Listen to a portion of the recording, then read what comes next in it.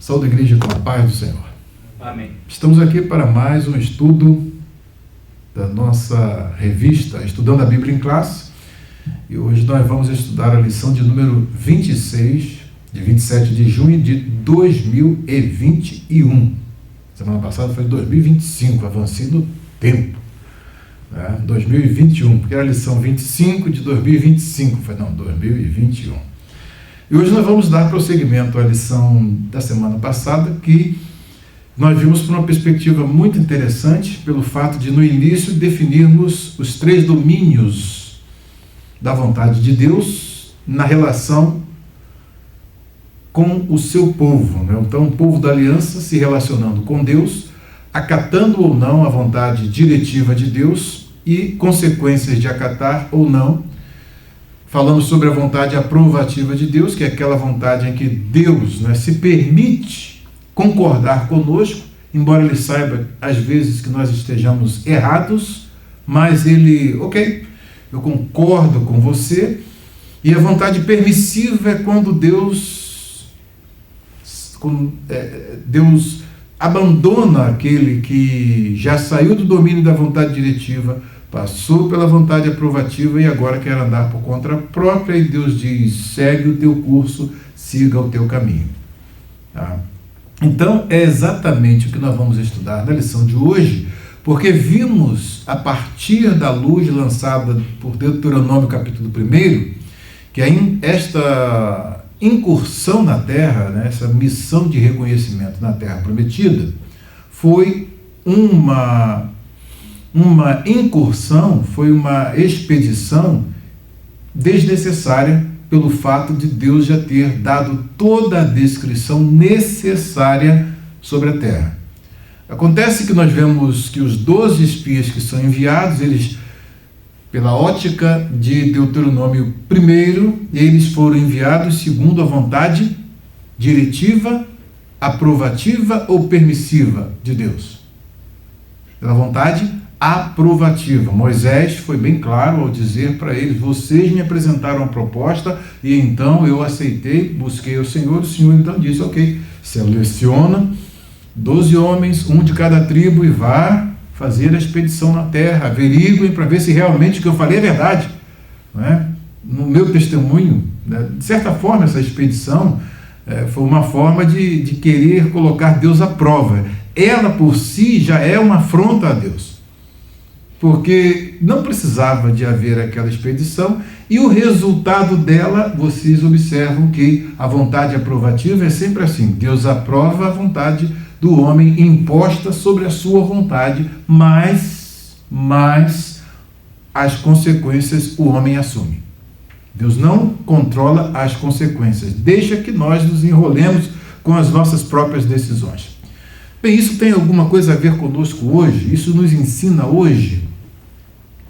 Com certeza nos ensina, e nos ensina muito. Né? Nos ensina muito. Por quê? Porque nós também estamos nos relacionando com Deus. E a vontade diretiva de Deus para a nossa vida, quase sempre, é um desafio para nós. Um desafio de submissão, um desafio de entrega de fé, um desafio em que nós precisamos abrir o nosso coração e saber que o piloto que está guiando a nossa nau é competente e tem uma visão periférica, cognitiva, infinitamente superior a qualquer visão periférica cognitiva que tenhamos. Ele tem uma visão macro, a visão completa, a visão sistêmica, ele vê tudo. E se ele está nos conduzindo para um determinado destino, e ele dá as coordenadas e mostra os caminhos pelos quais nós devemos passar até chegar onde ele quer, o que ocorre? Nós simplesmente devemos descansar e entregar a ele o nosso destino para que chegue no lugar onde ele quer. Bem, esta vontade diretiva de Deus e a vontade aprovativa, né, que a gente sempre fica cutucando, né, tentando dar opinião, tentando dar instruções até a Deus, né, tentando lembrá-lo de coisas. Acorda, você não percebeu esse detalhe, não? Isso é o que nós vamos ver na lição de hoje. E no meu livro, Pastor, um ensaio sobre o ser e o fazer do ministério pastoral, Vou fazer um pop-up na tela, né? Esse livro aqui fala exatamente a respeito deste episódio na vida de Moisés. Eu me lembro, a minha análise aqui da vida de Moisés foi uma análise muito interessante. Talvez vocês não encontrem uma análise tão sintética, e eu sou ruim de síntese, né?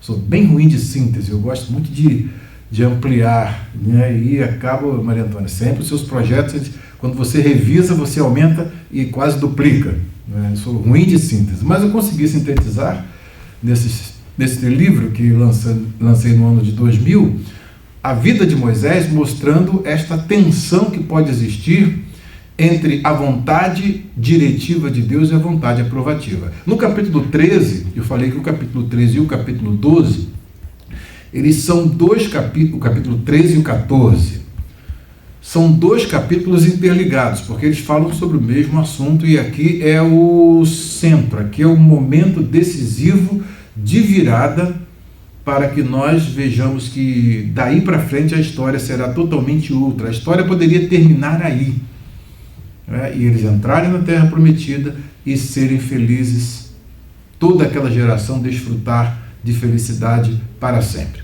Porém, a história não acontece de acordo com a vontade diretiva de Deus, ou seja, não há uma submissão de fé, né? Para se submeter à vontade diretiva de Deus, é necessário que se tenha fé. É necessário que se tenha condições de acreditar que Deus está no controle de todas as coisas. Quando a gente perde isso, aí nós entramos na irracionalidade da incredulidade. É o que vamos demonstrar, que a incredulidade ela é irracional. Ela cria, não é, conforme nós vimos, né, através de uma meiose, ela cria, né, aquela maximização do problema e diminuição do agente diante do problema. E expulsando Deus da equação, pronto, somos a partir desta visão dos óculos da incredulidade, somos derrotados. Aqui vocês vão ver como esse espírito de derrota, né, que bem dividido aqui, no capítulo 13 do último versículo, nós vamos ver que esse espírito de derrota, o que ele deflagra, né? A derrota está exatamente aqui, como nós definimos, usando até aquela expressão do Ian Duggan, né? A incredulidade consegue extrair das mandíbulas da vitória a derrota, né? Porque a vitória traga a derrota, mas a incredulidade faz com que a gente consiga sacar, tirar ali, né, das mandíbulas da vitória a derrota. Exatamente, esse povo não tem absolutamente nada mais do que fazer além de simplesmente se entregar ao projeto de Deus e entrar na Terra Prometida. Agora eles estão na fronteira da terra, com tudo garantido por Deus. Os grandes sinais que Deus fez ao longo da sua trajetória, alguns feitos não em correspondência às suas provações, nos momentos em que eles submeteram Deus à prova, né? Porque o Senhor foi contando 1, 2, 3, 4, 5, 6, 7, 8, 9, 10, né? Mas chegou aqui a 10ª provação, né, para realmente saber se ele tinha capacidade, ou eram sempre afirmações de que ele era incapaz para fazer aquilo que que ele tinha projetado e prometeu com antecipação, envolvendo até a sua própria glória, envolvendo o seu próprio nome, de que eles iriam entrar na Terra Prometida e que, se eles descansassem nessa visão de fé, eles entrariam nessa terra. Então, quando esse povo recebe aquele chamado de Deus lá do Egito, chamei o meu filho, e aí então o Senhor tira o povo de Israel do Egito, faz aqueles grandes sinais na terra do Egito, resgata da mão de um tirano, do homem mais poderoso daquela época, faz um sinal extraordinário, né, ali no Yam Suf, né, que é o vale aqui no Golfo de Aqaba, né, que é chamado de Mar Vermelho aqui na nossa versão. E então eles vêm ali, passam, né, eles passam a pés enxutos, eles veem maravilhas, veem os egípcios se afogarem. E esse Deus, depois disso, apesar de os outros sinais, né, muitos deles foram voluntariamente, Deus provendo para eles toda uma ambiência e todos os recursos de que eles precisavam para poder tranquilizar a mente deles e o coração deles, que eles estavam sendo conduzidos por um Deus que tem toda a capacidade, todo o poder, é o Todo-Poderoso. Deus está revelando os seus atributos através das provisões, da proteção, de tudo de que eles precisavam. E quando eles chegam no momento decisivo, o Senhor vai fracassar no último estágio, no último momento? O que acontece? A palavra de Deus estava sendo, através dos sinais, pregada para eles, mas elas não foram recebidas como diz o escritor aos Hebreus, misturadas com a fé. E aí, tudo aquilo que Deus prometeu passa a ser para eles nihilizado, usando o termo lá, né, da filosofia, totalmente aniquilado. Era como se eles não tivessem visto absolutamente nada no passado. E, ao mesmo tempo, é aquela recriação narrativa do passado que cria ou reinventa um passado que jamais existiu e aí quer voltar àquele passado.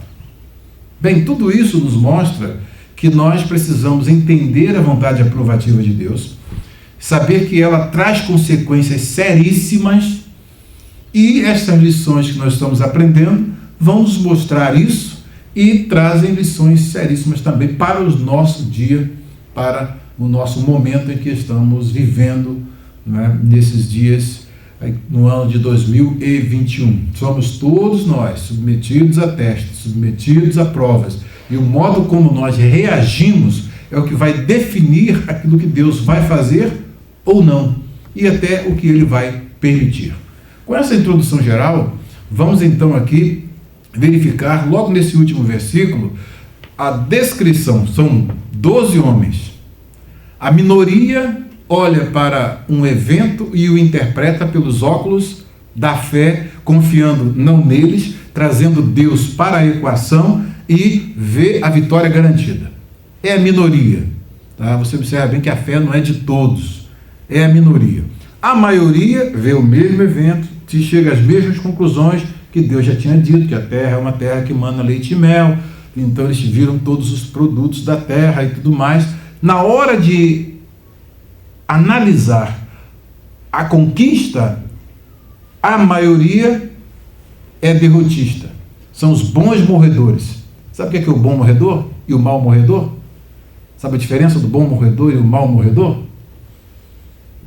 O mau morredor é o die hard, né? Lembra?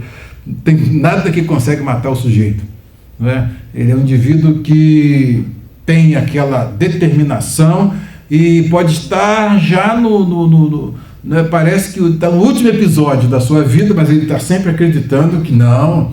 Ele luta pela vida, ele não se entrega, ele é otimista sempre, está sempre querendo, né, e focando na vitória. Existe a perspectiva, né, que é a perspectiva que é pintada, por exemplo, nos filmes de Hollywood, em que se você persistir, né, você consegue. Isso aí é uma perspectiva de um otimismo baseado na vontade humana, na força humana, né, na estratégia humana. No ponto de vista divino, a mudança, conforme apontei para vocês na aula passada, a mudança, né, de Oséias para Josué, Roché e Yehoshua, né, já viram aí qual é o fenômeno que faz com que Yehoshua se transforme em Yeshua? Como é o nome desta queda da sílaba medial aí? Síncope. Vocês não assistiram a aula do tetragrama, viu? Então, aí cai a sílaba medial, então Yehoshua passa a ficar como Yeshua, né? Mas essa mudança ela é sintomática. Por quê? Porque salvação, Roché, Oséias, se transforma em Yahvé é a salvação. Javé é a salvação. O Senhor é a salvação. Daí, quando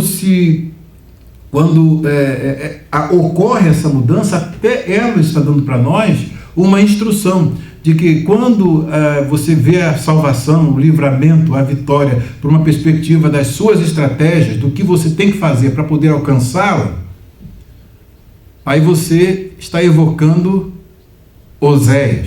Quando você olha para o mesmo problema que o outro olhou, com a perspectiva apenas do Oséias, mas vê na perspectiva do Yehoshua, do Josué, ou seja, que o Senhor é a salvação, é dele que dá a salvação, é ele que provê a salvação, e o desafio é o mesmo, mas você vê pela perspectiva de que ele prometeu, e ele é fiel para cumprir aquilo que prometeu, aí você vê na perspectiva a vitória, não como condicionada à sua luta, à sua estratégia, ao seu modo de vencer o problema, mas que o Senhor vai vencer o problema por você.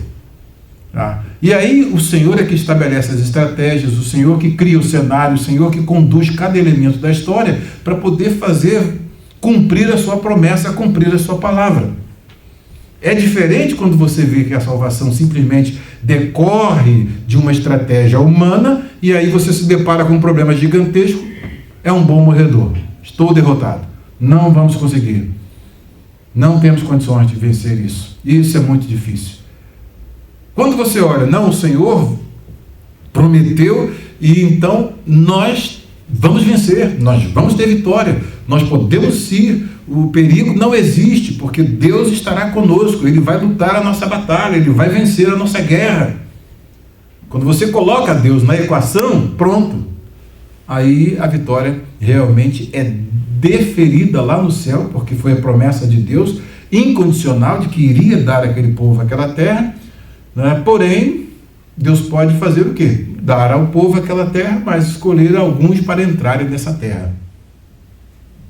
Selecionar alguns para participarem daquilo que ele prometeu. E quem são esses? Hoje nós vamos ver qual o elemento, qual é a condição sine qua non para o cumprimento das promessas de Deus e com quem Deus cumpre as suas promessas. E essa lição vai nos mostrar um quadro perfeito. Eu creio que vai nos instruir na nossa caminhada hoje, porque nós já passamos desafios de fé muito grandes, né? Muito grandes, e a gente sempre vai ter, a maioria, é o grupo da maioria, é o grupo que está aqui, né? A terra é boa, não, realmente, olha, é tudo de que a gente poderia sonhar, principalmente no momento em que a gente está vivendo esse deserto aqui. Mas temos problemas intransponíveis, nós não vamos conseguir vencer, nós não temos condição nós não conseguiremos. E tem que ter aquela minoria que vai ver como Josué e Caleb, por uma outra perspectiva. O Senhor prometeu, o Senhor é fiel, Ele vai nos dar a terra. Ponto final. Ter esses óculos da fé, contrastando com os óculos da incredulidade, é a chave para que nós possamos alcançar as promessas de Deus. Na nossa história aqui, tudo que nós temos alcançado tem vindo através da fé. Os que creem, os que abraçam a promessa de Deus, sabendo que Ele está envolvido e Ele é aquele que é o responsável por isso, não é? Por esse projeto, então vão desfrutar aquilo de que Deus disse e nós vamos participar. Não é? Então, é importante que nós fiquemos no grupo da minoria. Né? A minoria é aquela minoria que realmente vai crer naquilo que Deus falou.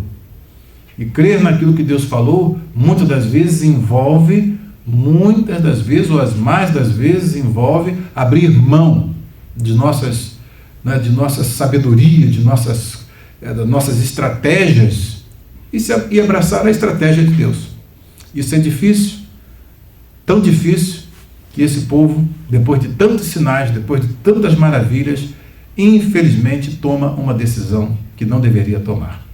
Sendo assim, nós vamos ver aqui, vimos também gigantes, já falamos a respeito do que eles viram, né, nessa terra, dos Nefilim, o termo é utilizado aqui no capítulo 13, mostramos o significado de Nefilim para vocês na aula passada, e eles, né, por uma visão tão surpreendente, sabendo a história, não são aqueles Nefilins do passado, nem lembraram que teve dilúvio, eles são fantásticos. Né? Olha o que os óculos da incredulidade criam na pessoa, ela vê coisas que não existem, né? Elas veem, né, a bênção, mas isso aí não é para nós não, isso aí é para outros. E quando eles fazem essa descrição, os descendentes de Anak, diante de quem parecíamos gafanhotos, a nós e a eles. Olha a perspectiva. A nós, porque eles viram que gafanhotos era inclusive gafanhotos fazia parte da alimentação naquela época, é importante acentuar isso, né? E então, quando eles se comparam como gafanhotos do ponto de vista da alimentação aqui, né, para eles, simplesmente o que vai acontecer? Nós somos comida no prato deles. Nós somos meras comidas nos pratos deles. E do ponto de vista comparativo de tamanho, eles olham para nós assim, homens grandes, fortes, guerreiros, né? Nós, um gafanhotinho que é só dar um peteleco e pronto, já estamos derrotados. Ou seja, eles maximizaram aqueles que deveriam ser minimizados e minimizaram aquele que deveria estar sempre em posição de maximização, que é o nosso Deus. Vocês vão ver agora no capítulo 14 o contraste de visões e o contraste de decisões que são tiradas a partir dessas visões, e vamos ver como esse povo não se entrega à vontade diretiva de Deus e as consequências disso para a vida deles. Quando eu falei na aula passada, eles próprios sentenciam, já que eles não querem aceitar e se submeter àquilo que Deus tinha sentenciado, o veredito de Deus para eles no que diz respeito à entrada na terra, eles mesmos se sentenciam. E Deus concorda com eles e diz: tudo que vocês disseram vai acontecer com vocês. Essa é a visão do pessimista, essa é a visão do negativista, essa é a visão daquele que não tem fé, do incrédulo. O incrédulo vê a bênção e não participa. Então nós temos que aproveitar essa lição para, eu ainda estou em tempo de ser o quê? Crente ou incrédulo? Ser crente, né? Nós estamos ainda em tempo. Foi o que o Senhor Jesus falou para Tomé, né? Falou para Tomé: não sejas incrédulo, mas sejas crente, né? Mas precisou ver, ele teve que ver. Não, mas não, ele apareceu aqui entre nós. Não, só acredito se eu ver. Se eu não ver, não tem jeito, não adianta que eu não acredito. Parece que está cheio de razão, né? Jesus ainda consente com ele e tal, mas ele leva ali uma sabatina, rapaz. Não seja incrédulo, mas crente, viu? Porque bem-aventurados são aqueles que não viram e creram.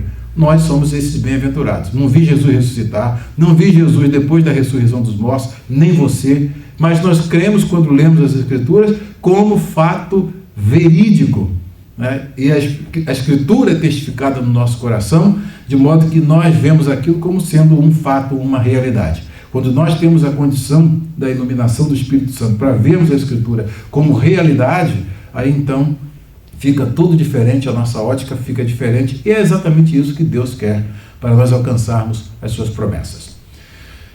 Então, vamos aqui ao capítulo 14.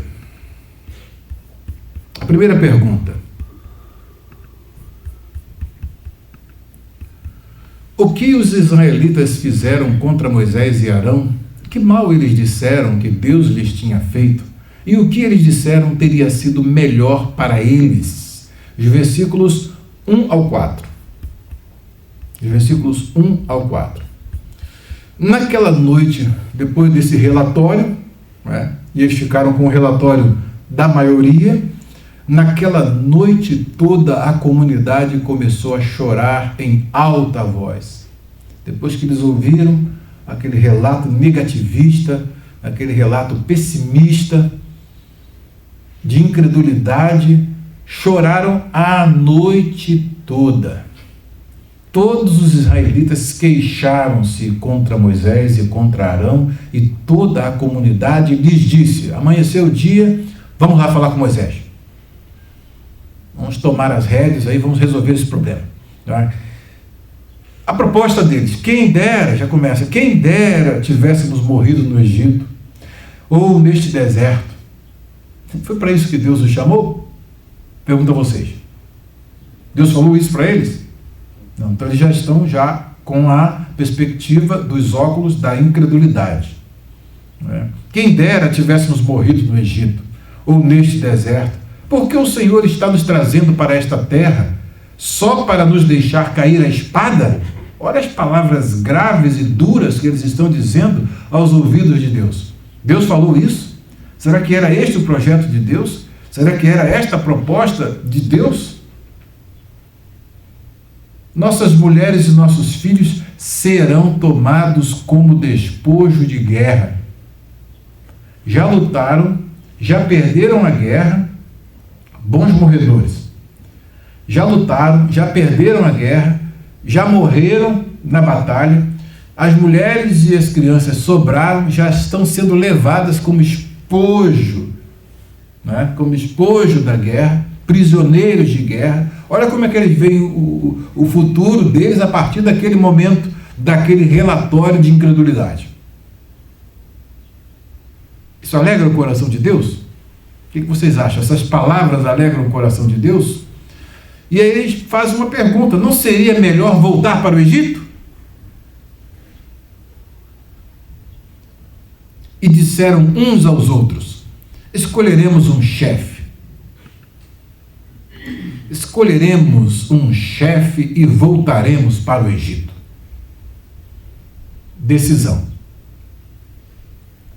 Choraram a noite toda, começam a dizer, de um modo bem pessimista, de bons morredores que já perderam a guerra, as mulheres já vão ser presas, os filhos já previram todo o futuro deles. Eles são os vaticinadores do próprio destino. É interessante que você tome essas cláusulas aqui, tudo aquilo que eles falaram, que disseram que foi para isso que Deus os trouxe para aquele lugar, tá? Vai acontecer. Deus disse: vocês falaram isso, então isso vai acontecer com vocês. É o pessimista trazendo a tragédia sobre si mesmo, por conta do relato, de abraçar o relato do pessimismo, da incredulidade daqueles 10, né, que era a maioria, o relatório da maioria, né? Isso aí é unanimidade aí, como diz o Nelson Gonçalves, toda unanimidade aí você tem que desconfiar. É melhor ir pelo critério da crítica textual, né, que a variante mais difícil é a que é a mais provável. Então, o relatório mais provável é o da minoria, e não da maioria. Mas eles abraçaram o relatório da maioria, e aí o que ocorre? Eles, por fim, tomam a decisão de demitir Moisés, levantar um líder entre eles para poder voltar ao Egito. É uma atitude sóbria, Eduardo, Dudu? Como vocês acham que Deus vai reagir diante de uma decisão dessa? Essa decisão pessimista, essa decisão de ver o problema, ver a dificuldade, em vez de olhar para a promessa de Deus, em vez de olhar aquilo que Deus falou, né? Essa decisão sempre vai trazer o quê? Resultados funestos, e que podem, na realidade, fazer o quê? Definir aquilo que está de acordo com a vontade de Deus? Não é essa a vontade de Deus, mas, já que vocês querem, já que vocês disseram que eu chamei vocês para isso, ok, tá bom, é assim mesmo que vai acontecer. Toma, pessimista, o seu prato feito e coma. Você fez, você come. Percebe bem o texto, como é que é interessante? Quando eles decidem isso, essa decisão é uma decisão em que eles vão arrancar a vitória arrancar a derrota das mandíbulas da vitória. Tá? Aí vem a próxima pergunta. Quiserem fazer alguma observação, aproveitem, tá? Que estão... Sim. Se for só uma fraqueza deles, mas é a afronta que eles faziam a Deus também. É. O que eles falavam, voltar para o Egito, tipo afrontar sei lá, é diferente de você admitir que está com medo, é fraco, pedir misericórdia, e outra coisa é querer voltar atrás e jogar na cara de Deus. Olha, vamos, por exemplo, um capitão agora e voltar para o Egito. Isso aí, na condição de Deus com todo o poder, é uma afronta aqui. E o que eles estão fazendo de certa forma? Rejeitando. É uma rebeldia total, rejeitando o projeto de Deus. Qual era o projeto de Deus? Tirá-los do Egito. Observe aquela multidão já de mais de 1 milhão de pessoas caminhando esse tempo todo, né? Esse tempo todo caminhando, né? Desde a saída de lá, comendo todos os dias, ninguém ficando doente, todos com saúde, proteção, no deserto, as condições climáticas todas controladas por Deus, os livramentos, os milagres, a abertura, né, do mar foi algo estupendo, que deveria ficar, né, na memória. Não, o nosso Deus, olha o que ele fez no Egito, as pragas, ele venceu o Egito. Eles precisaram brigar com o faraó? Precisaram lutar com o faraó para vencer a batalha? O faraó tinha muito mais capacidade, muito mais condições do que aquelas nações todas reunidas. Era uma potência da época. E olha o primeiro gigante que Deus derruba, o faraó, com todo o seu exército, sem eles precisar levantar uma arma sequer para lutar, porque Deus pelejou por eles. Então, quando eles tomam essa decisão, né, primeiro é o modo como eles veem e atribuem a Deus, né, o pior de tudo é dizendo, não, foi para isso que o Senhor nos trouxe, ele arrumou uma arapuca para nós, ele nos trouxe aqui para agora matar a gente, para poder acabar com a nossa vida, para poder as nossas mulheres serem presas, os nossos filhos serem escravos. Foi para isso que Deus nos levantou e tirou de lá para a gente nos julgar aqui, para cair nesse deserto aqui, ou cair nas mãos dessas nações aí. Foi isso que Deus falou? Essa atitude não honra a Deus. Agora era a hora de eles honrarem a Deus pela fé, né? Aí eles iam para a galeria dos heróis da fé. Pela fé, o povo israelita, na hora que Deus disse que eles iam entrar na terra, eles entraram, venceram as batalhas e se assentaram no lugar que Deus prometeu a Abraão, o ancestral mais remoto nessa promessa. Pela fé. No entanto, eles não entram na galeria dos heróis da fé, mas vejam que Hebreus vai fazer menção a eles como sendo aqueles que caíram no deserto por conta da incredulidade. Ou seja, a falta de capacidade de ver que Deus, quando tem um projeto, ele é poderoso para cumprir aquilo que ele projetou. E ele sabe fazer com que os meios conduzam ao fim que ele idealizou. Embora escape a nossa percepção, mas ele tem este poder. E quando se perde essa visão, aí a coisa complica. Mas quando a gente vê o desafio e parte para a luta, vai para cima, encara o problema, aí Deus faz o quê? Cria uma solução. Mas Deus cria uma solução. Nós já vimos isso acontecer aqui? Temos visto direto, aquele desafio de a gente quitar esse templo aqui. Graças a Deus, na nossa história que está sendo escrita, a nossa história está sendo escrita, Nós vamos ver que os desafios que Deus nos deu aqui foram desafios que nós vencemos, e hoje na nossa conta tem que nós primeiramente buscamos o reino de Deus, a vontade de Deus, o que era para Deus. O primeiro a ter casa quitada nos Estados Unidos foi o próprio Deus. Já pararam para pensar nisso? Que tiramos o Senhor do mortgage, o Senhor, isso é bonito, gente, isso vai para a nossa história, e depois o que? Quando as bênçãos vêm em decorrência disso, mas elas têm um desafio, não tem um desafio?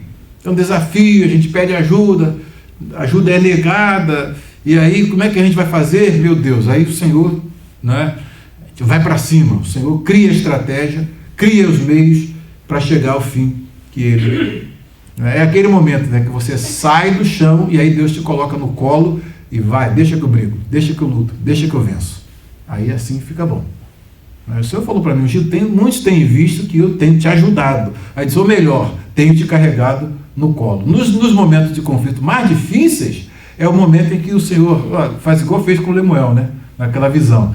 Fica só encostadinho em mim, deixa comigo. Ele vai e peleja a nossa batalha e vence, e o Senhor criou estratégias e pronto. 5 anos e 7 meses. Nunca esqueço essa 5 anos e 7 meses. Quanto era o mortgage? 1.256,54.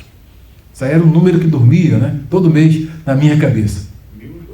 2.000, né? 2.000, obrigado. Então não estava. 2.256,54. 2.000, que brincadeira não, viu? Todo mês, né, a gente dormia com esse númerozinho. E o Senhor criou a estratégia e pronto. Fez com glória, né? Fez com glória. Então, se nós encararmos os problemas crendo em Deus, Ele cria os meios, Ele sabe o que Ele está fazendo. Quando a gente chega e fala, peraí, acho que tem um iceberg ali na frente, o senhor não vai saber como tornar aquele iceberg. Como é que eu vou fazer? Aí, não, peraí, senta aí que deixa eu pilotar aqui, que eu sei conduzir, eu vou fazer o contorno, que o senhor não sabe não, o senhor vai bater vai naufragar tudo, vamos morrer aqui naufragados.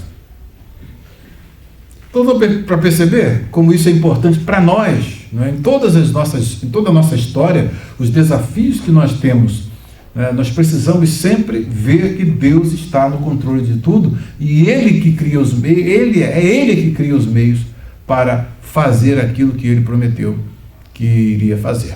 Mas esta geração aqui, conforme nós vimos a estratégia, melhor, na estrutura no livro de Números até o capítulo 27, vocês vão ver que essa é a geração que mostra para nós, ela é colocada como exemplo a não ser seguido. É a geração da incredulidade, e a geração da fé. Você pode ver que o livro de Números, a partir do capítulo 27, vai mostrar um novo desenho, uma nova geração que vai, aquela geração incrédula vai ficando para trás e surge uma geração que ali já foi selecionada dos 21 anos para cima, ou para baixo, de 20 anos para baixo. Essa geração é que vai ler a história dos seus pais e vai ver, não, o caminho não é esse aí não. Quando Deus exige, Ele simplesmente ele coloca diante de nós o desafio, agora não vem fácil, exige de nós a fé. Aí que o negócio fica sério, né, Renilson? Exige a fé. Então o que nós vamos fazer? Depois de todas essas experiências, nós vamos exercer o quê? A fé. Vamos colocar os óculos da fé. Segunda pergunta.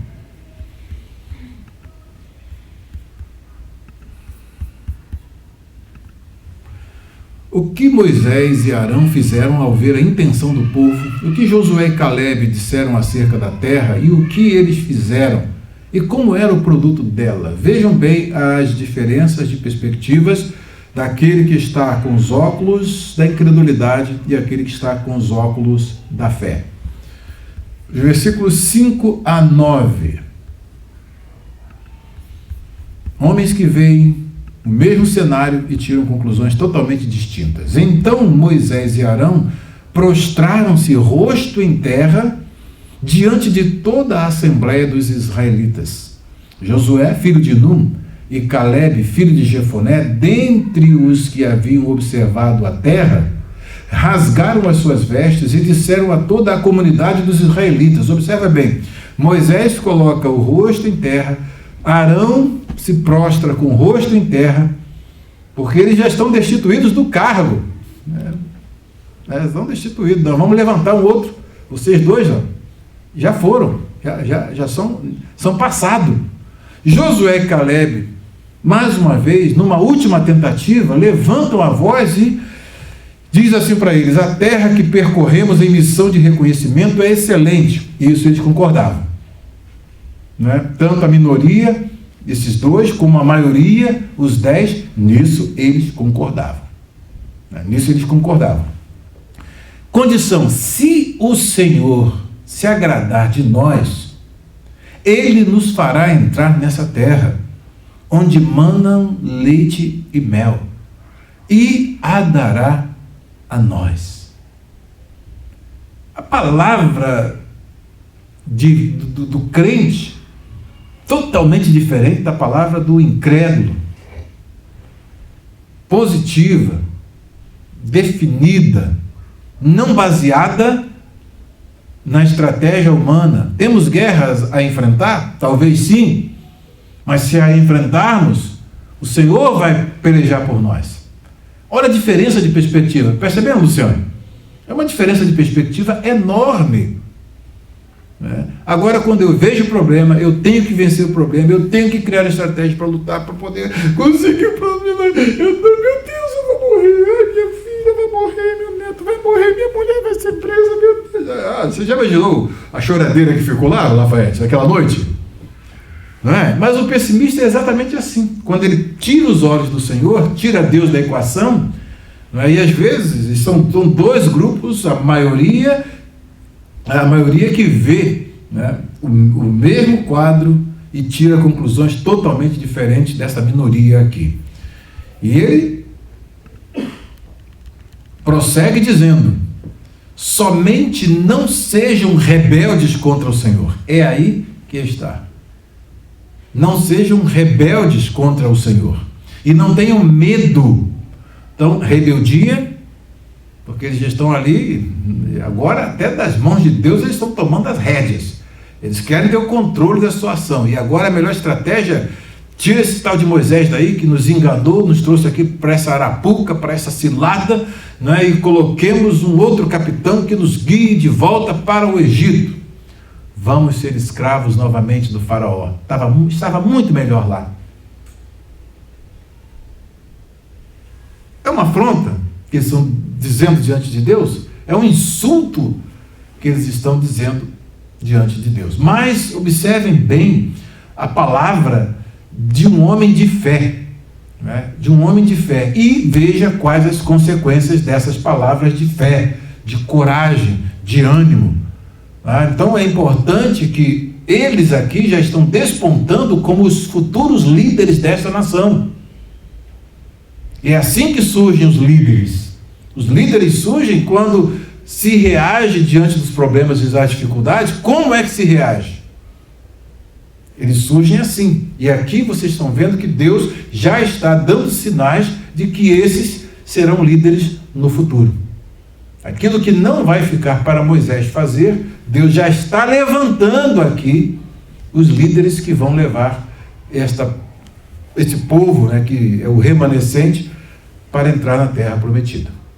Tá? Então vejam bem como é que é importante. Ele disse: não tenham medo do povo da terra, porque nós os devoraremos como se fossem pão. Quem somos grilinhos na frigideira deles? Nada. Eles é que são pão na nossa mesa. Vamos comer com vontade, vamos devorar com vontade. Nós é que vamos devorar esses gigantes, que para nós são pigmeus, porque o Senhor é grande e Ele está conosco. O forte está conosco. Né? Essa é a perspectiva da fé. A perspectiva da derrota: eu sou comida no prato do inimigo. O inimigo vai me devorar, vai matar minha mulher, vai matar meu filho, meus netos estão tudo mortos, né? Acabou, já morreu. Antes de a guerra começar, gente, nem foram para a batalha. A covardia é tanta, né? E sempre na seleção, o sinal que Deus sempre faz, já viu o sinal na época de Gideão? Qual foi o teste? Primeiro teste, para poder logo, né, para poder já tirar a maioria de circulação. Covardes e medrosos, voltem. Pronto. Tem medo de morrer, vai embora. O quê? Vou escapar para a minha vida. Vou entrar numa batalha dessa nada. Vocês percebem bem? O outro teste é mais sutil, né? Mas é teste. É mais sutil. Mas vocês percebem bem o que acontece. Esses aqui, né, são os líderes que são enviados de cada tribo, representante de cada tribo, mas acontece que Josué e o Caleb são aqui porta-vozes da vontade diretiva de Deus. Nesse eixo aqui, o problema pode ser grande, mas maior do que o problema é o nosso Deus. Não há problemas que Ele não minimize, que Ele não nihilize, que Ele não aniquile, quando nós cremos que Ele pode. E quando a gente pergunta, às vezes, como aquele pai, né, aos seus discípulos, já tentaram aí dar um jeito no meu filho, não adianta, cai no fogo, cai na água. Se tu podes fazer alguma coisa por mim, por favor, faça. Aí Jesus fala o que para ele? Hein, pai, lembra? Se tu podes crer, tudo é possível ao que crer. Aí ele desabou. Meu Deus, que besteira que eu falei para Deus. Se tu pode. Deus, será que tu podes curar meu filho? Aí, não, Senhor, ajuda a minha incredulidade. Aí, então tá bom. Então o Senhor Jesus, pronto, aí resolveu o problema e curou o menino. Você percebe bem? Andar com Deus é isso, gente. Não tem, olha, o exercício da fé, né, o Senhor tem dito para nós colocarmos a nossa fé em prática, e ela tem que ser colocada em prática em todo o tempo, em toda circunstância. E os testes aparecem exatamente para testar a nossa fé, se nós cremos no nosso Deus, se realmente nós cremos no nosso Deus, ou se a gente abraça e coloca lá os óculos da incredulidade e diz, é melhor nós tomarmos as rédeas nas nossas mãos e tentarmos fazermos o nosso controle. Aí tudo que a gente tem de visão pessimista começa a acontecer, e a tragédia de fato vem porque a gente atrai a tragédia, porque a gente não deixa Deus glorificar o nome dele. Esse é que é a grande questão. Então, se nós formos analisar a história, nós estamos estudando história contemporânea. Isso aí tudo é lição para nós hoje. Os grandes desafios sempre surgem, mas nós temos que encará-los não crendo em nós, mas crendo no nosso Deus. E o dia que a gente diz para Deus, Senhor, será que dá? Não tem mais jeito não, acabou. Bom morredor? Né? Não, agora não dá não. Como é que a gente vai vencer isso? Como é que a gente vai fazer isso? Como é que a gente vai fazer aquilo? Começa assim, né, Leila? Não tem condição de vencer, porque o Senhor não vai vencer por nós. Agora, quando nós cremos no nosso Deus, né, e cremos nos seus profetas, aí ecoa a voz de Deus no meio, como na época de Josafá, crede no Senhor vosso Deus e estareis seguros, crede nos seus profetas e sereis prosperados. Então, se Deus diz que nessa peleja não teremos que pelejar, maravilha, obrigado, Senhor. Na hora do perigo, o que Josafá fez? Orou a Deus, buscou a Deus, clamou ao Senhor, invocou, chamou Deus para o seu problema, para a sua dificuldade. 3 nações contra uma, quem vai ser o perdedor? Pela ótica da incredulidade, pela ótica natural, da visão natural. 3 contra 1, Israel Judá acabou, aniquilado. Mas, quando se chama Deus para o problema, aí o que acontece? Deus toma o profeta e diz, olha, Josué e todo o povo, parai, está em pé e vede o livramento do Senhor para convosco. Deus se agradou tanto da fé daquele homem que falou, nessa guerra não tereis que pelejar. O Senhor criou a estratégia, o Senhor fez com que os inimigos lutassem entre si e se destruíssem entre si, e eles só foram lá para pegar os despojos. Como venceram a guerra? Colocaram os levitas, a tribo que não tinha nenhum treinamento de guerra, na frente da peleja, na frente do arraial, e indo em direção, e ide ao encontro deles. Eles estão subindo pela ladeira de Ziz, vão ao encontro deles, e parai, está em pé e veja o livramento do Senhor para convosco. Crede no Senhor vosso Deus e estareis seguros. Crede nos seus profetas e sereis prosperados. Gente, olha a síntese. Aqui é exatamente o que? A morfologia da vitória que poderia ter sido, é o quase vitorioso que acaba conseguindo retirar a vitória, ou melhor, a derrota das mandíbulas da vitória. Quando a vitória está tragando a derrota, ele não consegue, não, eu quero a derrota. E acaba tendo, e profetizando o mal contra si mesmo. Mas olha só a palavra desses homens de Deus, e não tenham medo. O medo é um dos grandes problemas, que indicam o quê? Fé ou incredulidade? Incredulidade. Incredulidade. Quem tem medo de morrer, tudo aqui é o medo da morte. Vamos ser destruídos, vamos ser mortos, acabou a nossa vida. E Deus ainda fez isso conosco, Ele nos trouxe aqui para isso. Gente, quem preservou esse povo durante todo esse tempo, dando livramentos, né? Esse tempo todo, as crianças, tudo acontecendo ali, sob a maior proteção divina, eles chegarem agora a dizerem isso para Deus. Mas olha a outra visão, essa é a visão que é bela, é a visão dos óculos da fé. A proteção deles se foi, mas o Senhor está conosco, não tenham medo deles. Era para o povo fazer o quê? Aleluia, glória a Deus, né? Oh, maravilha. maravilha! Vamos, Joana, né? Vamos com tudo agora, gente. Vamos embora, levanta. Próxima pergunta. Não fique tão animadinho com esse povo, não. Fala, pastor Wilson. Não fique animado com esse povo, não. O que os israelitas quiseram fazer a Josué e Caleb, depois dessa palavra de fé, dessa palavra, dessa mensagem, deu mensagem, né? Palavra de fé, eles são o nosso pão, vamos comer tostadinho, não é assado, perderam toda a força, foi-se deles o amparo, agora acabou, esse povo, eles é que tem que ficar com medo, desesperados, porque nós chegamos, né? Chegou o batalhão mesmo de frente, vamos encarar. O que os israelitas quiseram fazer a Josué e Caleb, o que Deus fez na hora e o que proposta Deus fez a Moisés e o que Moisés argumentou com Deus. Aí vocês vão novamente lembrar da nossa primeira, da introdução que fizemos na aula passada. Vontade diretiva, vontade aprovativa e vontade permissiva. Vejam bem, versículos 10 ao 16. Depois de um sermão desse, qual é a reação? Hein, Sérgio? Diácono Sérgio Vitorino, qual é a reação depois desse sermão? Como é que você reagiria no meio da congregação? Não é? Mas, olha, já começa com a adversativa, né? Mas, vaiomeru, né? Esse vav aqui, ele não é conjuntivo, ele é adversativo aqui. Essa conjunção é adversativa. Ele diz, mas a comunidade toda falou em apedrejá-los.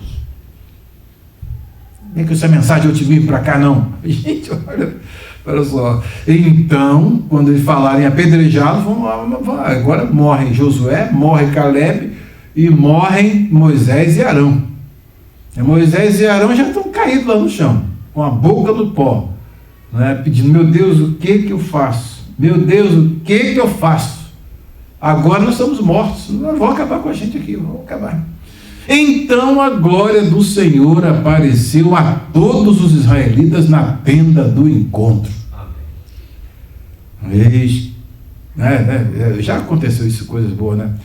Eis que eu preciso falar para vós, né? E o Senhor disse a Moisés, até quando este povo me tratará com pouco caso?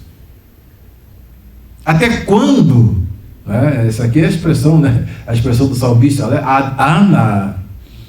E aqui agora vem essa expressão aqui maravilhosa. E vem aqui. Até quando se recusará a crer em mim, apesar de todos os sinais que realizei entre eles? Eu os ferirei com praga e os destruirei, mas farei de você uma nação maior e mais forte do que eles. O que é isso aqui? É dura essa vontade diretiva de Deus. Por quê? Isso aí está em consonância com o que Deus revelou para Moisés que ele era.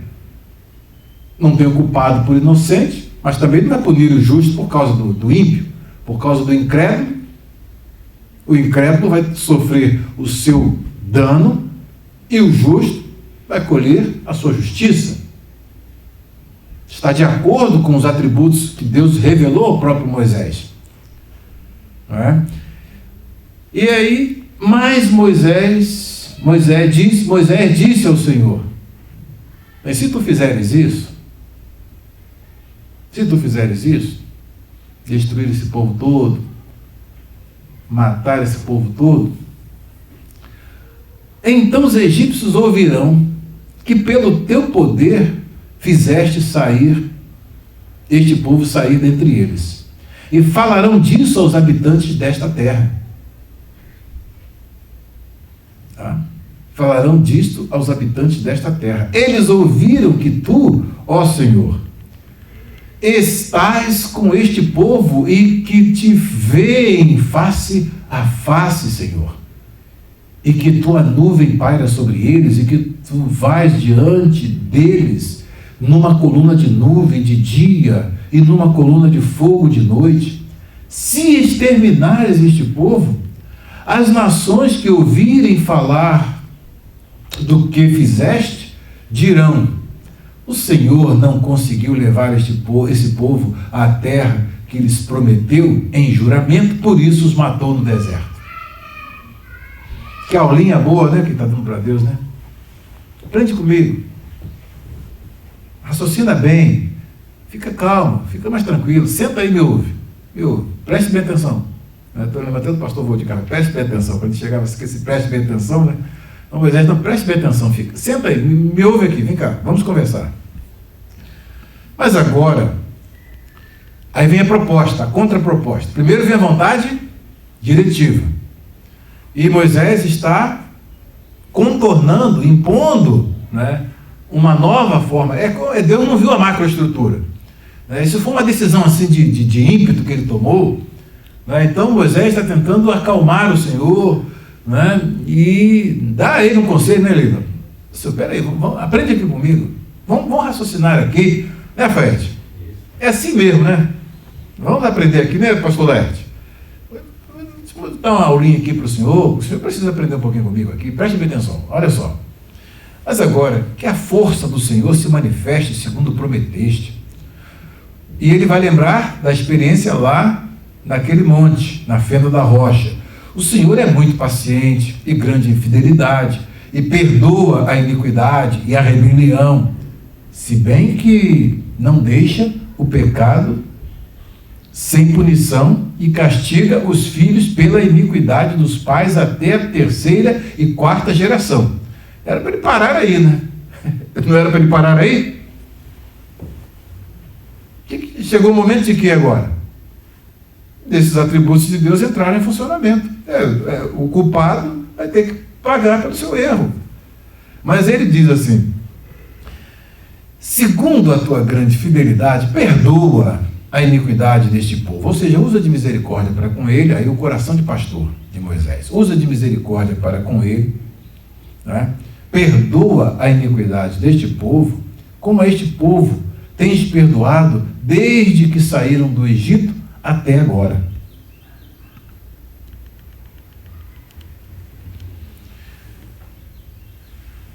Deus acalmou, deve ter passado a mão na cabeça, né? Se tranquilizou, pai sabe, poxa, você está certo mesmo, hein? Realmente. O que esse povo vai dizer, né? Que eu não consegui. Você tem razão. Convenceu a Deus, né? Puxa. É aquela mãozinha, estou contigo nesse negócio. Né? É aquela mãozinha, estou contigo nesse negócio. E aí o Senhor respondeu: eu perdoei. Pronto, perdoado. Conforme você pediu. Está perdoado. Tem perigo aí? Tem perigo aí? Vocês vejam bem, nessa época de 2000, no ano de 2000, é aqui que eu trago o ponto do meu livro, né? Tinha falado sobre Esaú, e aí diz: a certa altura dos acontecimentos, o relacionamento do povo de Israel com Deus mostrou-se insatisfatório devido a sucessivos autos de rebeldia e falta de fé. Foi então que o Senhor se queixou com Moisés das 10 vezes em que o povo tentara e o provocara a ira, deixando-o a desejar e ficando muito aquém das expectativas divinas. Deste modo surgiu a necessidade de Deus refazer os seus planos e, ao refazê-lo, apresentou a Moisés. Segundo o novo projeto divino, todos aqueles que o provocaram a ira seriam mortos, e Deus faria de Moisés uma grande nação, pois até aquele momento ele e uns poucos dentre o povo persistiram demonstrando fé, obediência e submissão ao querer divino. Isso aí nesses versículos que nós analisamos. Pois bem, aí é que residia a prova de Moisés. Do ponto de vista humano, o projeto divino era inaceitável. Vocês imaginam 1 milhão de pessoas mortas naquele deserto. Um projeto era inaceitável. Porém, segundo Deus via as coisas, seria a única maneira de livrá-lo de uma fatal embitinização posteriormente, que traria como a pior consequência a perda do direito de entrar na terra prometida. Moisés não teve condições de abraçar o projeto divino por parecer realmente sem pé e sem cabeça. Então, segundo uma perspectiva humana, apresentou contra-argumentos a Deus até convencê-lo de que isso não ficaria bem aos olhos das nações ao redor, pois pareceria um ato de fraqueza da parte de Deus, segundo ele pensava. Na verdade, a despeito do fato de o plano de Deus parecer tão ilógico, Moisés deveria tê-lo abraçado integralmente, sem forçar o Senhor a fazer nenhuma modificação. É exatamente aqui que nos deparamos com uma importante lição.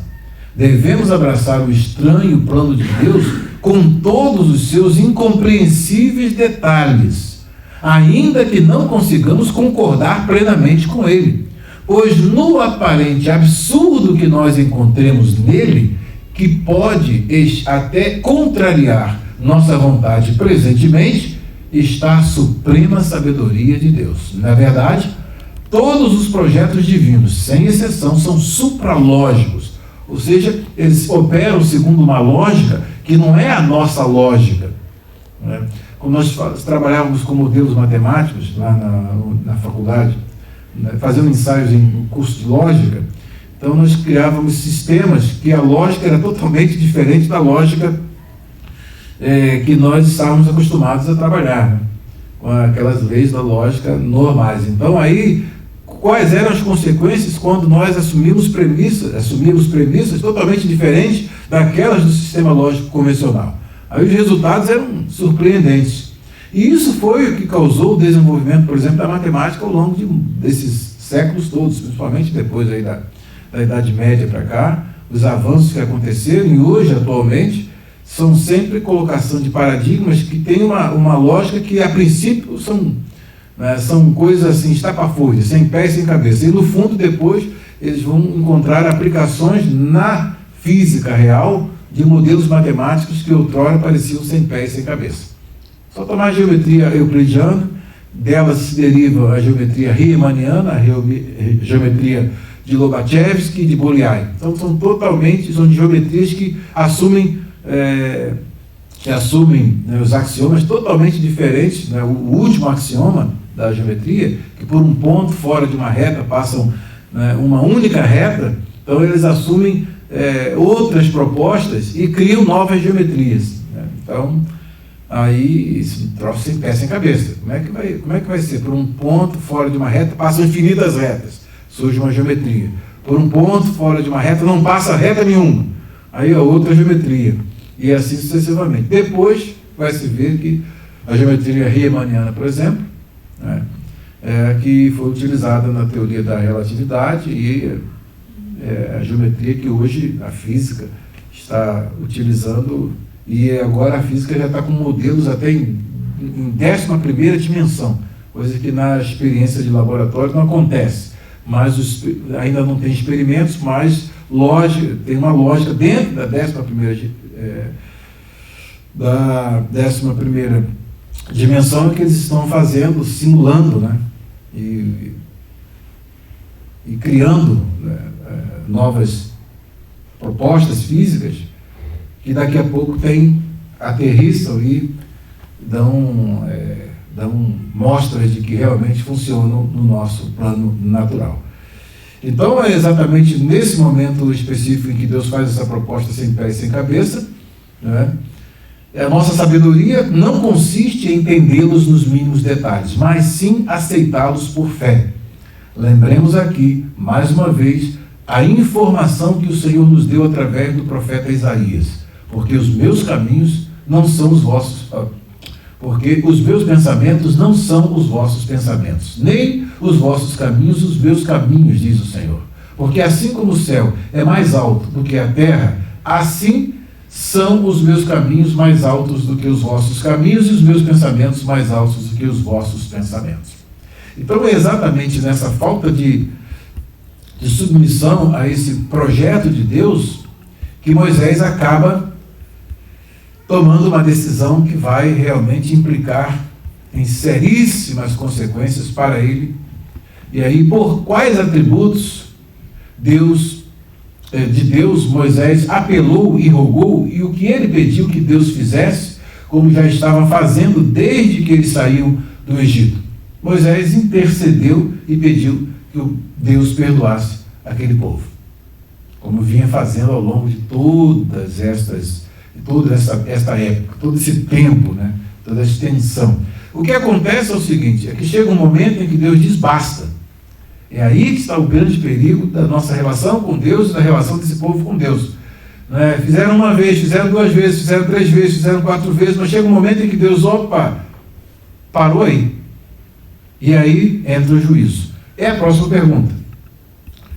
O que o Senhor disse que iria fazer ao povo, o que ele jurou que não permitiria fazer os que provocaram, o que o provocaram, e quais os que ele permitiria entrar na terra?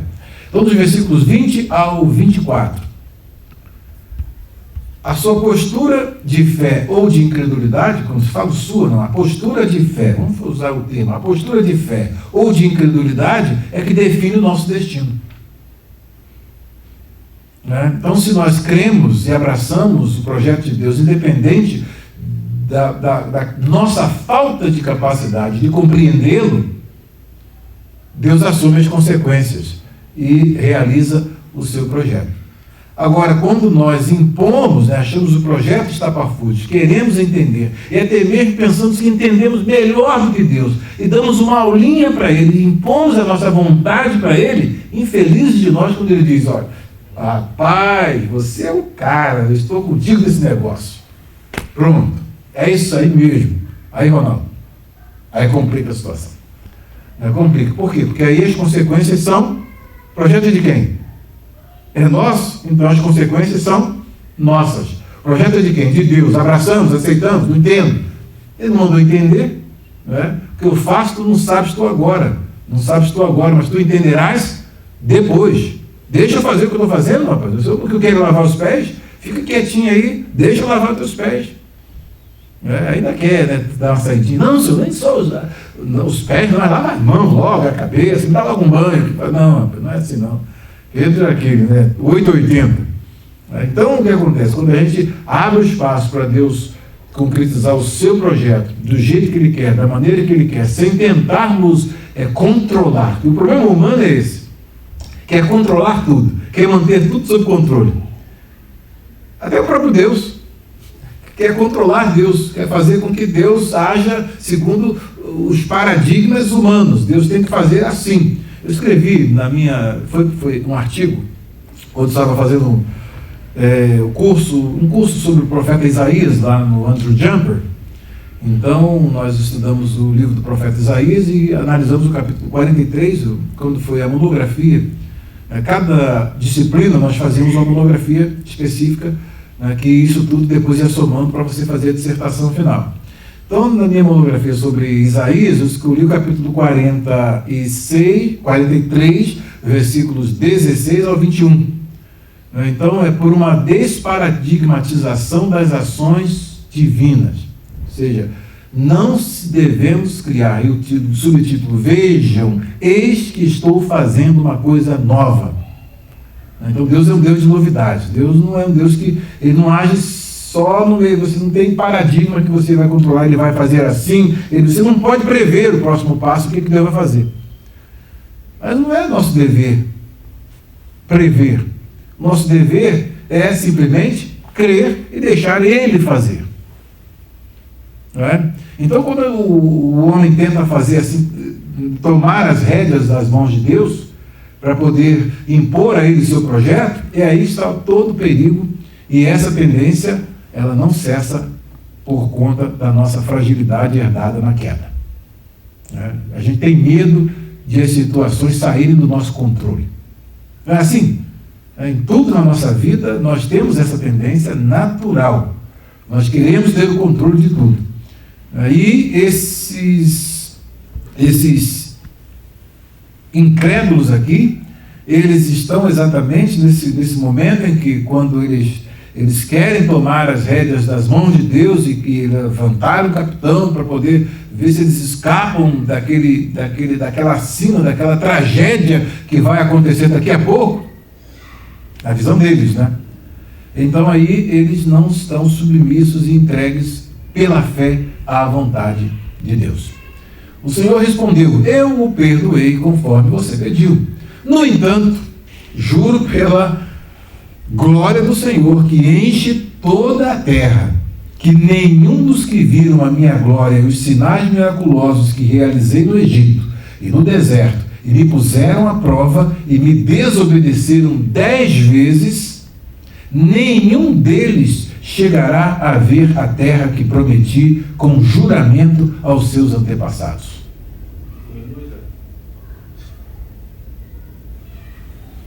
Ninguém que me tratou com desprezo haverá. Mas, como o meu servo Caleb tem outro espírito e me segue com integridade, eu o farei entrar na terra que foi observar, e seus descendentes a herdarão. Está dito. Tenho dito. Mas isso é uma pergunta. Sim. Hoje não tem o trabalho que Moisés fez entre Deus e o povo. Existe ele outro entre Jesus e nós? Essa defesa diante de Deus, Pai? Como assim? De nos proteger com a nossa incredulidade também, a nossa fraqueza. Sim. Por Jesus ter vindo aqui. Exatamente. Vivido aqui a entender o ser humano. É esse o nosso escape, porque hoje nós temos um sumo sacerdote, né, que não tem fraquezas, mas entende as nossas fraquezas, conforme diz Hebreus. E é o nosso escape. Mas isso é o que a gente sempre aprende. Isso não é algo que a gente pode contar para sempre. Nós já aprendemos isso. Chega um determinado momento, depois de muitas evidências que Deus dá, e não se atém àquilo que ele faz, e já não se crê nele conforme deveria crer, depois de tantos sinais aqui, esse povo era para ser o povo mais crente da face da terra. A pergunta que fica é: o que Moisés, naquele momento, tinha dentro? Era amor demais ao povo? Ou essa vaidade de querer mostrar às outras nações que Deus era o único Deus? Ele perdeu a visão, aqui nesse caso específico, a gente percebe que ele perdeu a visão que Deus está no controle de tudo e sabe o que está fazendo. Eu posso não entender, mas o que acontece? A compreensão dele, né, ele entendia o que ele está falando é totalmente lógico. Tudo que ele está falando ele está coberto de razões. Porque você imagina essa notícia chegando no Egito: morreu todo mundo lá no deserto. Não falei? Cadê aquele Deus que disse que ia tirar esse povo e levá-los para o deserto? O argumento dele é totalmente lógico. Só que o projeto de Deus não está condicionado ao nosso modo de entender. Não é Deus que tem que... filho.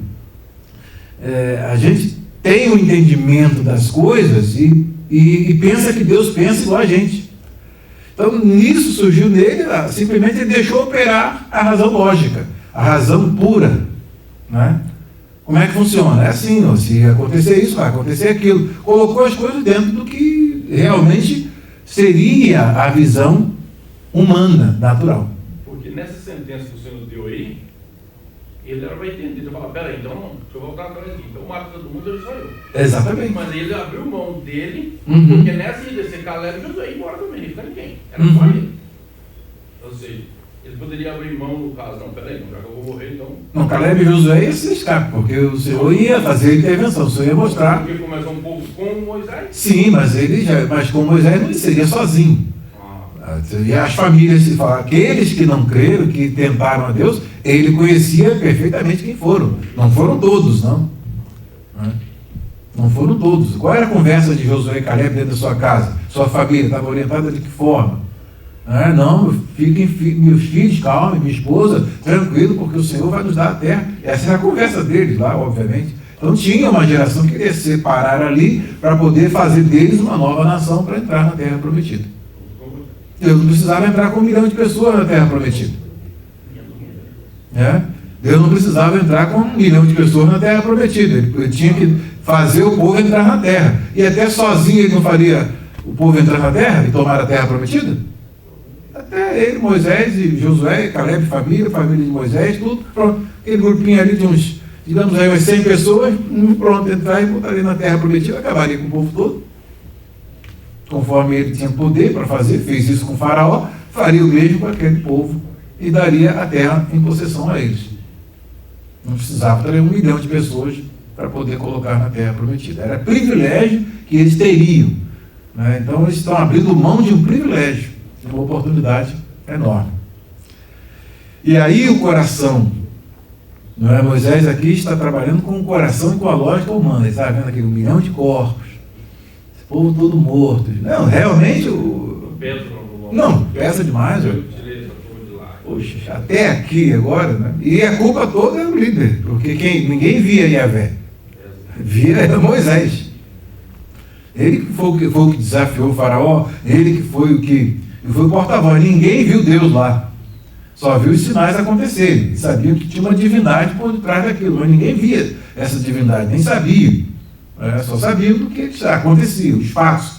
Moisés não, Moisés sabia, conhecia, embora não visse, mas tinha um contato íntimo com Deus. O perigo todo é exatamente isso aí, é Deus aceitar a nossa contraproposta. E é difícil demais aceitar o que Deus falou com Moisés aqui, é muito difícil. Acho que não tem ninguém que ia passar por uma dessa, não. Muito complicado. Né? Muito complicado. Se ele pudesse fazer igual Jesus fez, aí que está. Como é que Jesus venceu? Nossa fraqueza, incredulidade, falta de fé, falta de confiança, como é que ele venceu? Morreu por nós. Moisés não tinha, se Moisés morrer, não, senhor, então faz o seguinte, me mata, ele já tinha proposto isso antes, lembra? Me mata, mas risca o meu nome. Ele já tinha proposto isso, mas se ele morresse, pronto, aí não dava para resolver o problema. O único problema, esse problema foi resolvido quando Jesus morre por nós, para então poder se compadecer das nossas fraquezas. Mas nós não, já estamos aprendido, não devemos nos escudar nelas, né? Que devemos crer e apontar na direção, né? Nós temos que andar na direção apontada pelo nosso Deus. Então, para pegar aí, então essa decisão aí é que acaba fazendo o quê? No eixo da vontade diretiva, ele não tem condição de entrar. Então aí ele vai para a vontade aprovativa e, Senhor, estou contigo. Mas, pelos atributos de Deus, a sentença, o veredito veio sobre aquela nação. Tudo porque eles não aceitaram. Aí não aconteceu nada, gente. Até agora não aconteceu nada. Foi só palavras, decisões e olha o resultado.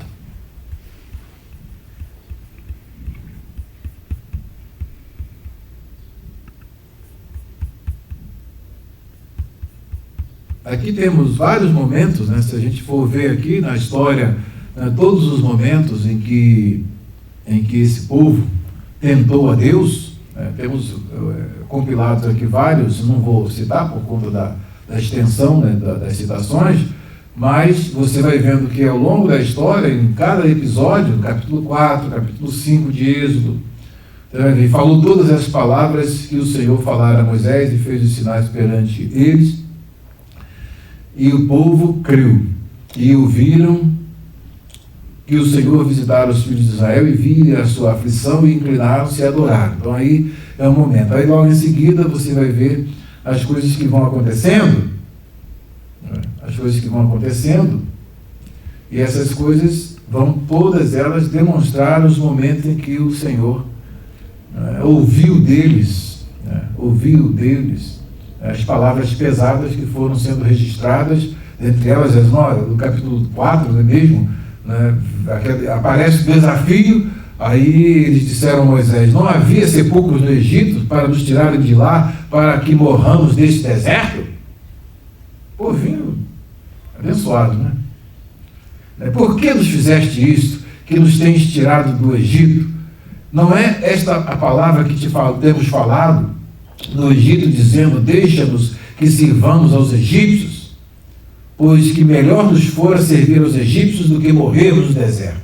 Então essa síndrome de bom morredor, né, vem com esse povo até que realmente eles se tornam vítimas dessa fraqueza de não acreditar que Deus tinha um projeto glorioso na vida deles. Então, e aí são as vezes que foram. Todas elas têm o mesmo teor, incredulidade.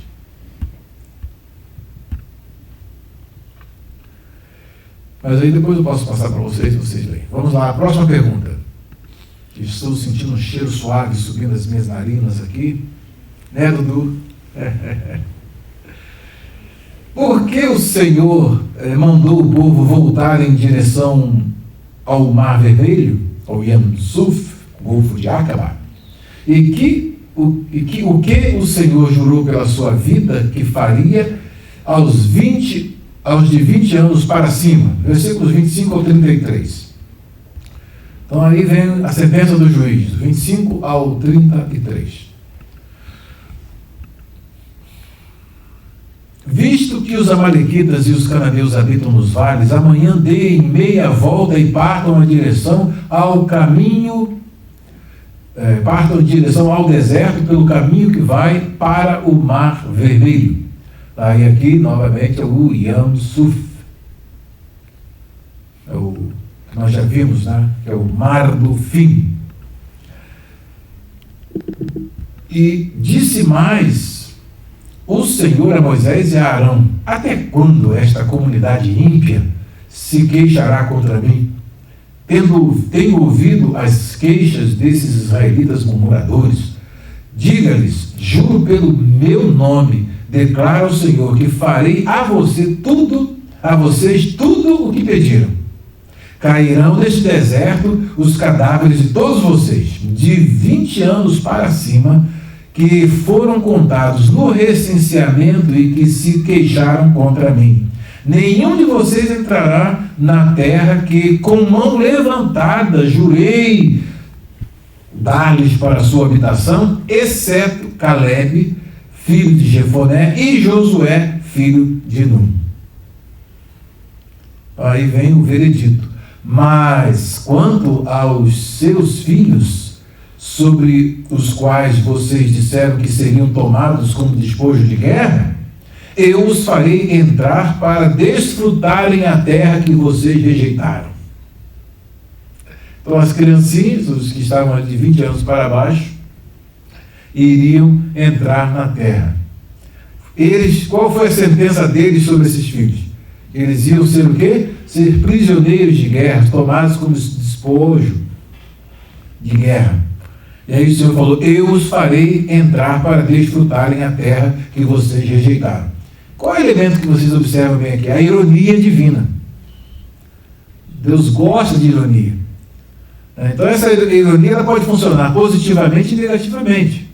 E aí que está o grande questão. Se eles dizem que não vão entrar, que as mulheres vão morrer e que eles vão morrer, aí o Senhor: então tá bom, é isso mesmo, vai acontecer isso.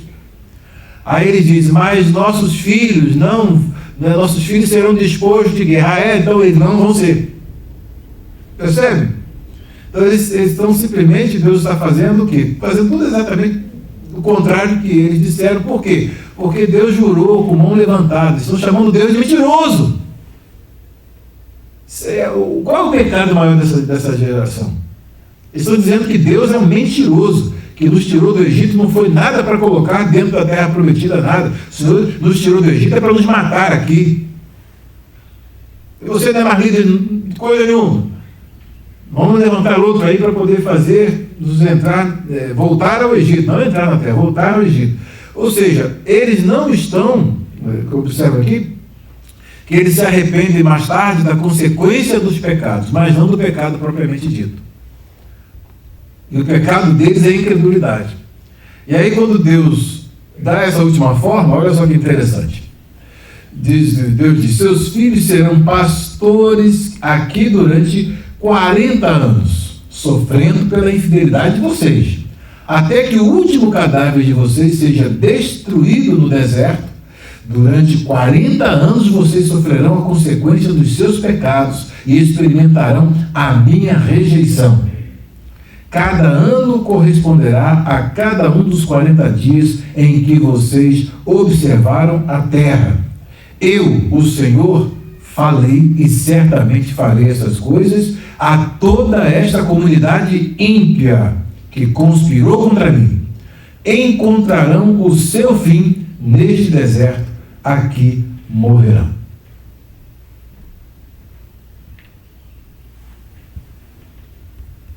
Sim, professor. 40 anos foi A cada dia. É aí que está. Mesmo, eu falei que a viagem era rapidinha, chegou rápido a viagem. Já estavam na porta da Terra Prometida. Agora vão ficar rodando 40 anos ali, a partir desse momento. Só para morrer. Só para morrer. Sabendo que vai morrer. Sabendo que vai morrer. Aí sim, aí foi árido, viu? Aí foi difícil. Que agora não tem mais promessa de chegar na Terra, agora não tem mais expectativa positiva, agora é rumo ao sepulcro. Para pensar, gente. Criamos nosso Deus, viu? Porque nós também estamos com muitas promessas e temos que confiar nessas promessas, não pensando em nós, não. É pensando naquele que levantou a mão e prometeu e jurou que vai fazer. Então, quando ele empenha a sua palavra, nós devemos fazer o quê? Tomar Deus pela sua palavra. Não é olhar para nós, não, porque se nós olharmos para nós... Também não achar que nós não temos condição, não. É com nós mesmo. É conosco mesmo. Porque ele falou que nós vamos dar o grau, nós vamos dar o grau. Mas como? Ele que sabe. Ele vai trabalhar do jeito que ele sabe na nossa vida, vai nos dar fé, vai nos dar desafios, vai nos dar fé e nós vamos chegar ao grau que ele quer. E já está nos dando. Esse é o processo. Olha o nosso início, onde nós começamos. Não é, pastor Léo? Hoje o seu beijo está uma coisa linda, né? Não é, pastor Léo? O seu beijo hoje lá da sua casa está uma coisa linda. Mas no nosso início, né? Era tudo, era complicado, era difícil. Sim, pastor.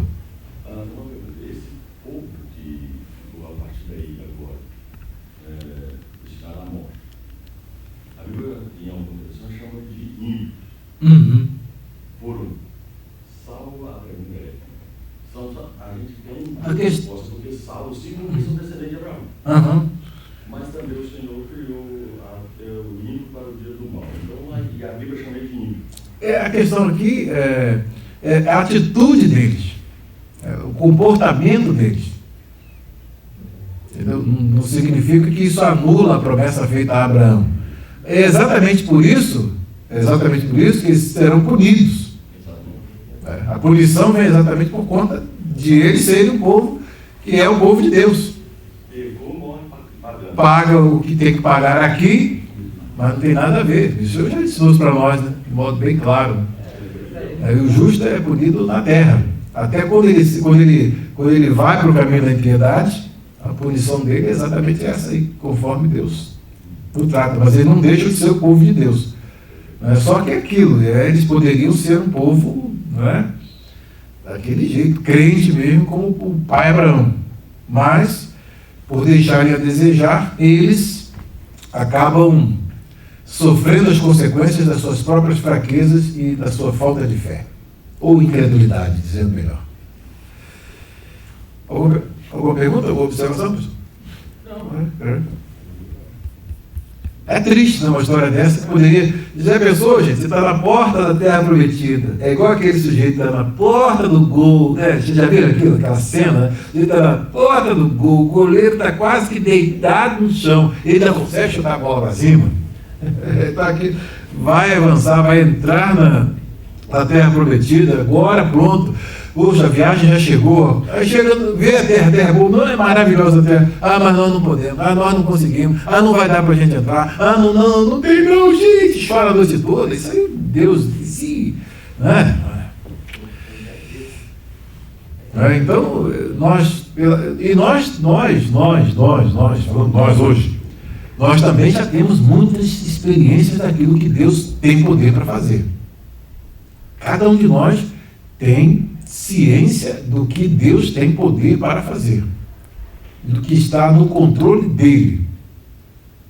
Controle dele. Tem coisas, quando está no projeto de Deus, tem coisas mínimas.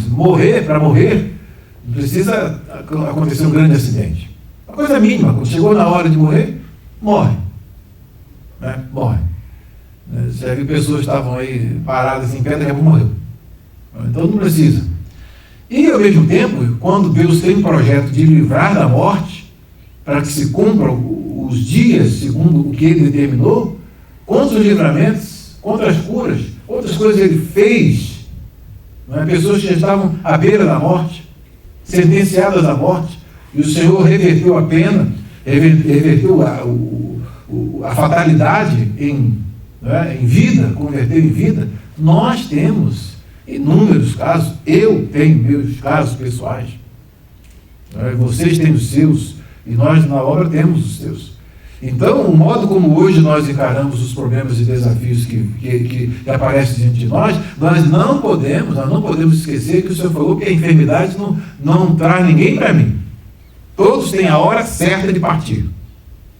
Então, minha mãe tomou vacina de Covid, ficou o tempo todo lá de quarentena, não pegou Covid. Então, de repente, o Senhor permitiu a casa com a irmã dela, morreu. Chegou a hora. E aí? Você percebe? Então, o que acontece? Isso tudo para nós tem que servir de instrução, que Deus está no controle e a gente não pode nunca, o Senhor exaltou aqui o espírito, a disposição com que Caleb e Josué encararam o problema. Não olhando para o problema, olhando para Deus. Não, eles são nosso pão. Olha as frases que os anjos...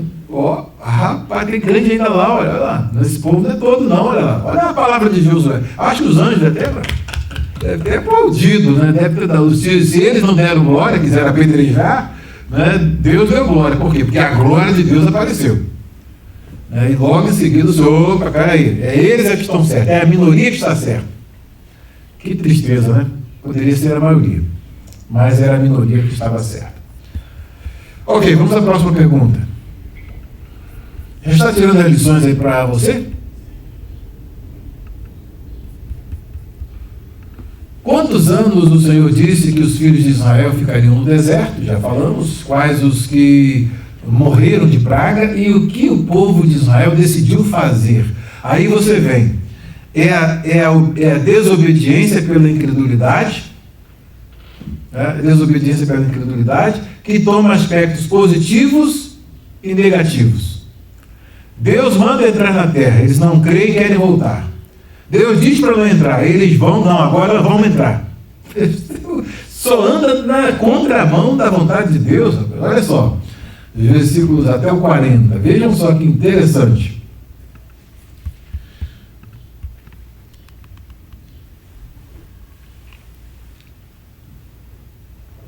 E aí os homens enviados por Moisés em missão de reconhecimento daquela terra voltaram e fizeram toda a comunidade queixar-se contra ele ao espalharem um relatório negativo. Esses homens responsáveis por espalhar o relatório negativo sobre a terra morreram subitamente de praga perante o Senhor. Então os 10 já foram executados, morreram. De todos os que foram observar a terra, somente Josué, filho de Num, e Caleb, filho de Jefoné, sobreviveram. Quando Moisés transmitiu estas palavras a todos os israelitas, eles choraram amargamente. Arrependidos de quê? Das consequências que Deus falou que iam vir sobre eles, mas não se arrependeram do pecado da incredulidade. Como é que eu provo isso?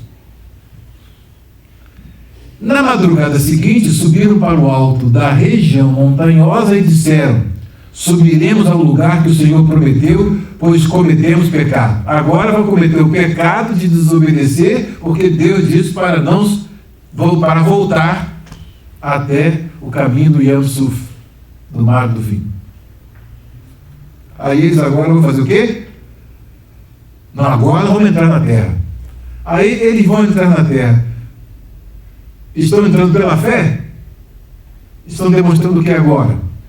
Mais uma vez a sua incredulidade.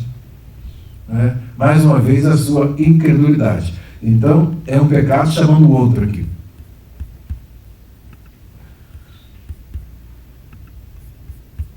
Aí vem a última pergunta.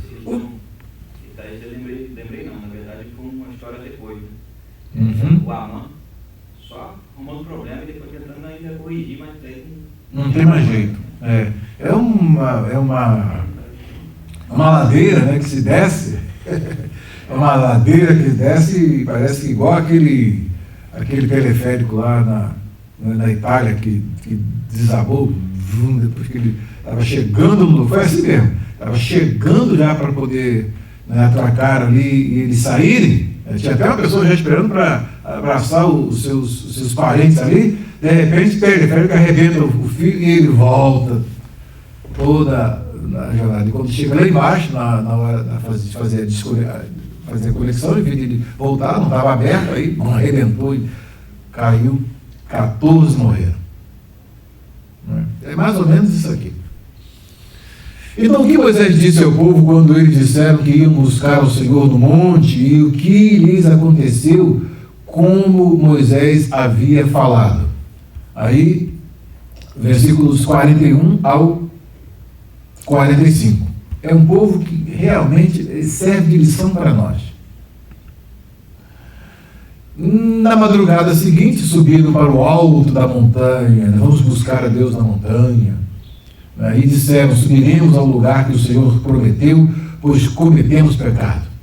E erramos, vamos agora acertar. Moisés, porém, disse, porque vocês estão desobedecendo a ordem do Senhor, isso não terá sucesso. Não subam, porque o Senhor não está com vocês. Quando o Senhor disse que estava com eles, e mandou ir, eles não foram.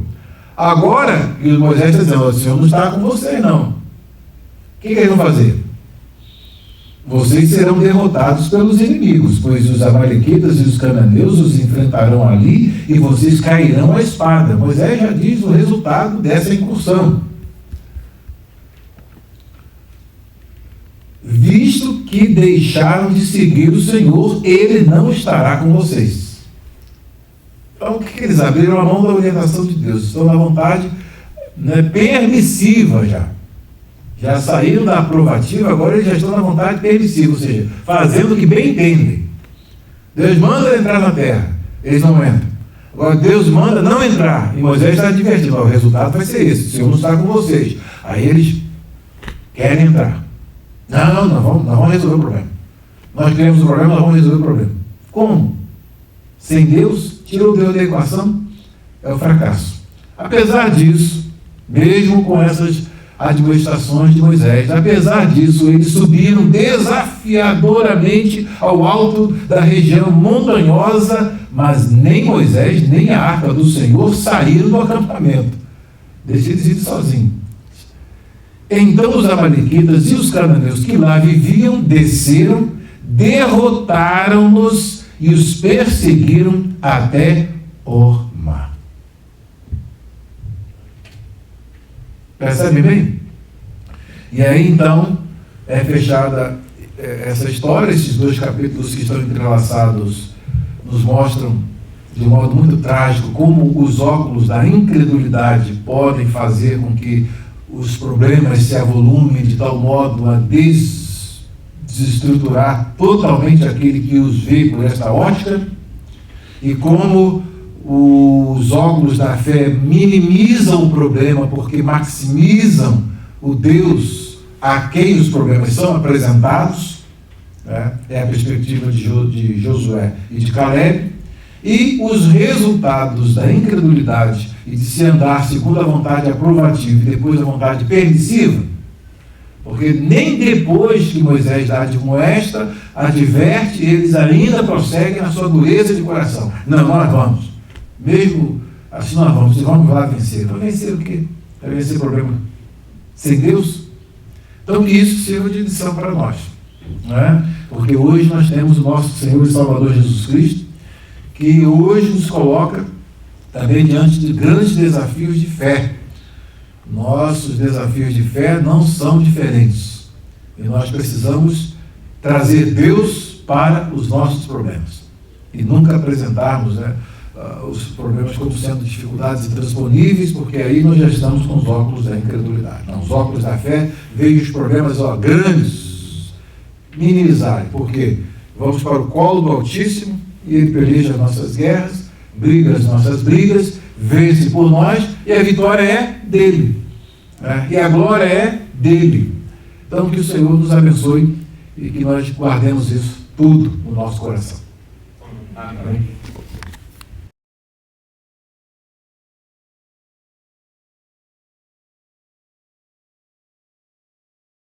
במדבר, פרק י"ד. ותישא כל העדה ויתנו את קולם, ויבכו העם בלילה ההוא. וילונו על משה ועל אהרון כל בני ישראל, ויאמרו עליהם כל העדה. לו מתנו בארץ מצרים, או במדבר הזה, לו מתנו. ולמה אדוני מביא אותנו אל הארץ הזאת, לנפול בחרב? נשנו וטפנו, יהיו לבז. הלא טוב לנו שוב מצרימה? ויאמרו איש אל אחיו. ניתנה ראש ונשובה מצרימה. ויפול משה ואהרון על פניהם לפני כל קהל עדת בני ישראל. ויהושע בן נון וכלב בן יפונה מן התרים את הארץ קרעו בגדיהם. ויאמרו אל כל עדת בני ישראל לאמור. הארץ אשר עברנו ולתור אותה, טובה הארץ מאוד מאוד. אם חפץ בנו אדוני, והביא אותנו אל הארץ הזאת, ונתנה לנו, ארץ אשר היא זבת חלב ודבש. אך באדוני אל תמרודו, ואתם אל תראו את עם הארץ, כי לחמנו הם. שר צילם מעליהם, ואדוני איתנו, אל תיראום.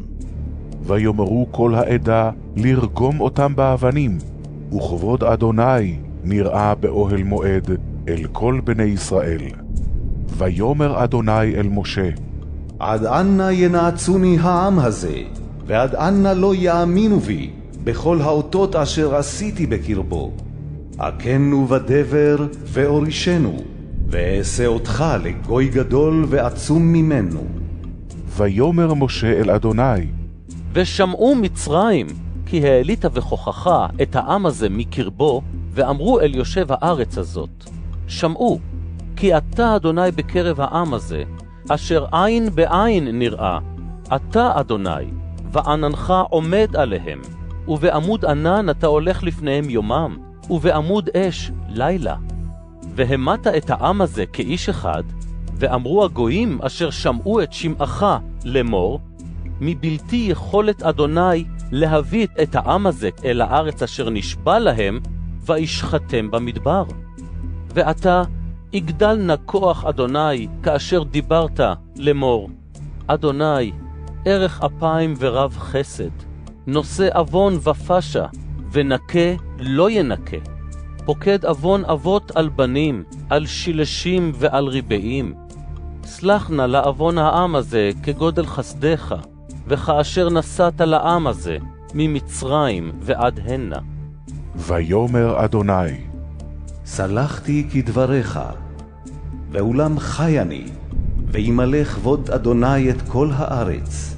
כי כל האנשים הרואים את כבודי ואת אותותי אשר עשיתי במצרים ובמדבר, וינשאו אותי זה 10 פעמים, ולא שמעו בקולי, אם יראו את הארץ אשר נשבעתי לאבותם, וכל מנעצי לא יראוה.